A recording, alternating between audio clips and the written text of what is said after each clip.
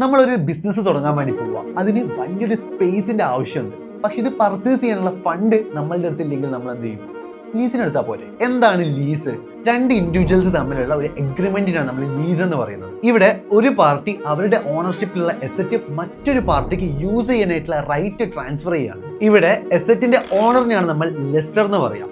Lesser ആർക്കാണോ എസറ്റ് use ചെയ്യാനായിട്ടുള്ള right transfer ചെയ്യുന്നത് അയാളെയാണ് നമ്മൾ ലെസ്സി എന്ന് പറയാം. ലെസറും ലെസ്സിയും തമ്മിലുള്ള ഒരു എഗ്രിമെന്റിനെയാണ് നമ്മൾ ലീസ് എഗ്രിമെന്റ് എന്ന് പറയുന്നത്. ഇവിടെ ലെസ്സി രണ്ട് റൈറ്റ്സ് ആണ് ഒബ്റ്റെയിൻ ചെയ്യുന്നത്. ആ ഒരു എസറ്റ് യൂസ് ചെയ്യുന്നതിൽ നിന്നും ഉണ്ടാവുന്ന എല്ലാ എക്കണോമിക് ബെനിഫിറ്റ്സും ഒബ്റ്റെയിൻ ചെയ്യാനായിട്ടുള്ള റൈറ്റ്, ആ ഒരു എസറ്റിന്റെ യൂസ് കൺട്രോൾ ചെയ്യാനായിട്ടുള്ള റൈറ്റും. ലീസിനെ നമുക്ക് രണ്ടാക്കി സ്പ്ലിറ്റ് ചെയ്യാൻ വേണ്ടി പറ്റും: operational lease and financial lease.